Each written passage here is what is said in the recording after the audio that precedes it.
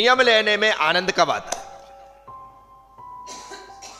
नियम लेने में आनंद कब आता है, यह प्रश्न है। इसका समाधान सिर्फ इतना ही है कि जब नियम आनंद के साथ लिया जाता है, मन की प्रसन्नता के साथ लिया जाता है, अपनी स्वेच्छा से लिया जाता है। उदाहरण की तौर पर, शरीर में किसी प्रकार की चोट लगने पर, शरीर में किसी प्रकार का घाव हो जाने पर, शरीर सबसे पहला काम यह करता है कि यदि मुझे यहां पर चोट लगी है, घाव हुआ है या मैं जला हूं, तो ऊपर की जो स्किन है वो डेड हो गई, तो वो शरीर काम करेगा निकलते हुए खून को जमाने का, निकलते हुए खून को जमाने का, और उस खून को वह जमा देगा। आप होशियारी दिखा करके जमे हुए खून को या जली हुई चमड़ी को निकालना मत, उसे जमे रहने देना। शरीर ने ये खून इसलिए जमाया है, ये जली हुई स्किन को इसलिए नहीं निकाला है, पहले वह अंदर सही स्किन को निर्मित करेगा, सही चमड़ी को तैयार करेगा। जब अंदर की सही चमड़ी तैयार हो जाएगी तो बाहर की जली हुई या कटी हुई जमे हुए खून की जो लेयर है उसे वह धीरे धीरे करके स्वतः बाहर निकाल दे। क्या हुआ? भीतर निर्मित हुआ, उसके बाद बाहर का कचरा हटा है। अन्यथा भीतर की निर्मिति के पहले तक वह कचरा भी काम का था, वह जली हुई चमड़ी भी काम की थी, वह जमा हुआ खून भी काम का था। बस ठीक इसी तरह भीतर आनंद पैदा हो जाए, भीतर वस्तु स्वरूप का ज्ञान होने के बाद नियम का क्या फल है, नियम का क्या आनंद है, यह बोध हो जाए। उस बोध के होने के बाद जब आप नियम लेते हो तो जैसे बाहर की चमड़ी को हटाने में कोई तकलीफ नहीं होती, अपितु और अच्छा लगता है कि मेरा घाव ठीक हो गया, सब ठीक हो गया, हम खुश हो जाते हैं। बस वैसा ही आनंद, आनंद पूर्वक, समझ पूर्वक लिए गए नियमों को ग्रहण करने के बाद होता है। और अभी लोग बिना जाने बिना समझे नियम ले लेते, और लेने के पश्चात सबसे कहते मैं तो फंस गया, मैं तो फंस गया, जबरदस्ती मुझे फंसा दिया गया, मैं तो ले ही नहीं रहा था, महाराज जी पीछे ही पड़ गए। अब पीछे ही पड़ गए तो कम से कम उनका मन रखने के लिए लेना पड़ा। फिर मेरी पत्नी नहीं मानी कि ले ले ले ले ले ले बोलती रही, मेरी मां ने तो पीछे ही पड़ गई नहा धो करके कि नहीं बेटा इतना सा नियम तो महाराज से लेना पड़ता है, लो, तो इसलिए मैंने ले लिया।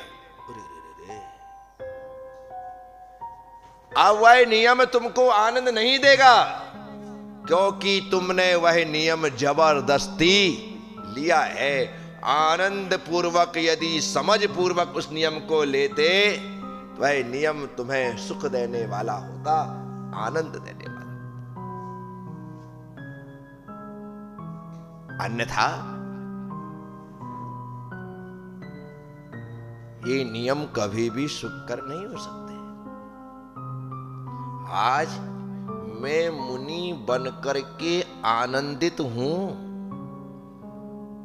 तो उसकी वजह है मैंने भीतर का आनंद प्राप्त कर लिया है। और तुम एक नियम नहीं ले पा रहे हो, रात्रि भोजन नहीं छोड़ पा रहे हो, आलू प्याज का त्याग नहीं कर पा रहे हो, सप्त व्यसन का तुमसे त्याग नहीं हो रहा है, तो इसका मतलब है तुमने अभी त्याग का आनंद महसूस नहीं किया है, अपने आप का आनंद महसूस नहीं किया है।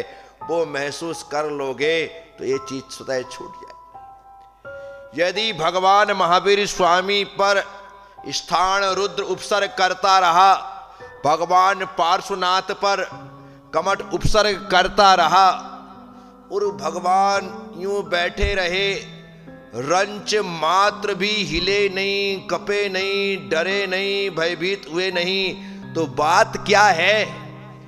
बात सब इतनी ही है कि उपसर्ग बाहर चल रहा है और वे उपसर्ग से पूरी तरह से अनविज्ञ है, उन्हें कुछ ख्याल ही नहीं है, वो अपने आप में खोए हैं। शरीर में यदि वे उलझे होते तो उन्हें पता चल जाता, वे हिल जाते, वे डिग जाते, लेकिन वे शरीर में रहते हुए मुक्त थे और अपनी आत्मा में खोए थे। इसी कारण से उन्हें उसका एहसास नहीं। ये सच्चाई है, खाली पढ़ने की चीज थोड़ी है। जीववन्या पुद्गलाश्चन्या इत्यतौ सत्तत्व संग्रह, सिर्फ पढ़ने की चीज नहीं है। जीव अलग है, शरीर अलग है, ये सत्य है, परंतु हमने दोनों को एक मान रखा है।